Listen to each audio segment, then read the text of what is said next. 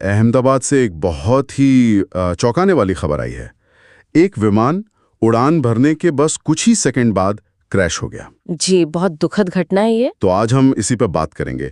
Air India की flight AI-171 Boeing 787 Dreamliner. हाल की reports के आधार पर इस हादसे को समझने की कोशिश करेंगे। बिल्कुल, क्या हुआ, इसका असर क्या है और जांच कहां तक पहुंची है, इस सब पर। ठीक है, चलिए इस पर विस्तार से बात करते हैं। तो सबसे पहले हुआ क्या था? ये एयर इंडिया की फ्लाइट थी AI-171। हाँ, बोइंग 787-8 VTANB रजिस्ट्रेशन वाला विमान। ये 12 जून 2025 को दोपहर में करीब 1:38 PM पे अहमदाबाद से लंदन गैटविक के लिए उड़ा। जी। लेकिन दिक्कत ये हुई कि टेक ऑफ के फौरन बाद, मतलब जब वो मुश्किल से 400-600 फीट पे ही था, बहुत ही कम ऊंचाई पर। हाँ, तभी वो अहमदाबाद में ही मेघानी नगर इलाके में BJ मेडिकल कॉलेज के हॉस्पिटल पे गिर गया। और जो हताहतों के आंकड़े हैं वो तो मतलब दिल दहलाने वाले हैं। विमान में 242 लोग थे, जिनमें से 241 की जान नहीं बच पाई। मिलाकर 270 से ज्यादा मौत है। हाँ, 270 से 279 के बीच अभी पहचान की प्रक्रिया चल रही है। DNA से 162 लोगों की शिनाख्त हुई है अब तक। और इसमें एक बचने वाले की भी खबर है। हाँ, ये वाकई अविश्वसनीय है। एक ही सर्वाइवर है, विश्वेश कुमार रमेश, 40 साल के हैं, ब्रिटिश नागरिक। अच्छा। वो इमरजेंसी एग्जिट के पास बैठे थे। शायद टक्कर से ठीक पहले वो बाहर निकल पाए। इस तरह के हादसे में किसी का अकेले बचना, ये तो मतलब चमत्कार ही कहा जाएगा। बिल्कुल चमत्कारी है।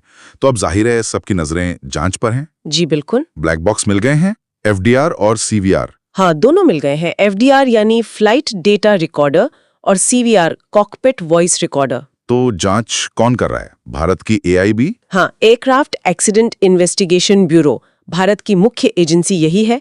और UK, US और बोइंग के एक्सपर्ट्स भी मदद कर रहे हैं। अच्छा, तो अभी शुरुआती फोकस किस पर है? देखिए, कई चीजें हैं। इंजन की परफॉर्मेंस, मतलब थ्रस्ट कितना था, विंग फ्लैप्स की सेटिंग क्या थी, विमान का मेंटेनेंस रिकॉर्ड कैसा था, और एक मेडे कॉल भी रिकॉर्ड हुआ है टेक ऑफ के तुरंत बाद। हाँ, और एक बात जो मुझे थोड़ी अजीब लगी, रिपोर्ट्स में था कि लैंडिंग गियर नीचे ही रह गया था। जी हाँ, ये एक बहुत महत्वपूर्ण पॉइंट है। टेक ऑफ के बाद तो गियर ऊपर जाना चाहिए ना? बिल्कुल, ये नीचे क्यों रह गया, ये जांच का एक बड़ा बिंदु है। यहाँ बात वाकई दिलचस्प हो जाती है। और देखिए, इस हादसे का असर बहुत बड़ा है।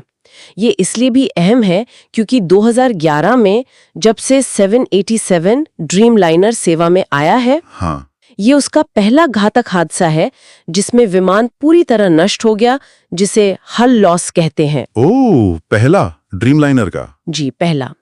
ड्रीमलाइनर अपनी एडवांस टेक्नोलॉजी, कंपोजिट मटेरियल के लिए जाना जाता है, तो इस हादसे ने उसकी सुरक्षा पर, खासकर टेक ऑफ जैसे फेज में, गंभीर सवाल खड़े कर दिए हैं। तो इसका असर इंडस्ट्री पर भी पड़ा होगा। बिल्कुल।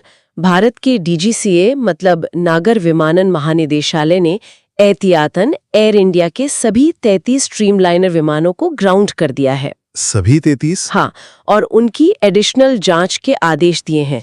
एक हाई लेवल कमेटी भी बनी है जो इस हादसे की समीक्षा करेगी और भविष्य के लिए सेफ्टी प्रोटोकॉल सुधारेगी। 3 महीने में उनकी शुरुआती रिपोर्ट आएगी।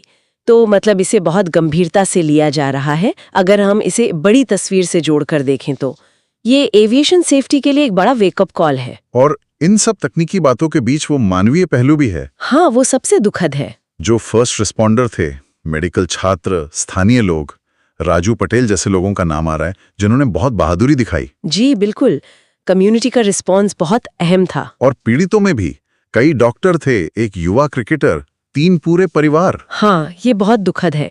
3 पूरे परिवार खत्म हो गए। और गुजरात के पूर्व मुख्यमंत्री विजय रूपाणी जी का नाम भी पीड़ितों में है। इस त्रासदी ने मतलब पूरे समुदाय को हिलाकर रख दिया है। सही कहा। तो अभी की स्थिति देखें तो हमें काफी कुछ पता है, जैसे क्या हुआ, कब हुआ, कितने लोग प्रभावित हुए। लेकिन सबसे बड़ा सवाल, क्यों हुआ? वो अभी तक पता नहीं है। असल कारण तो ब्लैक बॉक्स के डेटा का पूरा एनालिसिस होने के बाद ही सामने आएगा। क्या हो सकता है, मतलब अंदाजा है, या फिर मेंटेनेंस में कोई चूक रही हो। ये सब संभावित कारण है जिन पर जांच टीम विचार कर रही है, लेकिन अभी कुछ भी पक्का नहीं कह सकते। ये एक महत्वपूर्ण सवाल खड़ा करता है कि आखिर चूक कहाँ हुई, तो संक्षेप में कहूँ तो ये एक बहुत ही भीषण दुखद दुर्घटना है। जांच कई एंगल से चल रही है, टेक्निकल, ऑपरेशनल, मेंटेनेंस, और इसके नतीजे विमानन सुरक्षा के लिए बहुत मायने रखेंगे, खासकर क्योंकि ये 787 ड्रीमलाइनर का पहला ऐसा हादसा है। और जो मानवीय क्षति हुई है वो तो खैर अपूरणीय है। सही कहा। तो इस सब का क्या मतलब है? ये सारे तथ्य, ये जांच, ये हमें सोचने पे मजबूर करते हैं। जैसे जैसे जांच आगे बढ़ेगी, ये देखना बहुत जरूरी होगा कि ये घटना सिर्फ भारत में ही नहीं, बल्कि दुनिया भर में एविएशन सेफ्टी के नियमों और प्रक्रियाओं को कैसे प्रभावित करती है, और साथ ही यात्रियों के भरोसे पर, उस पर इसका क्या असर पड़ता है।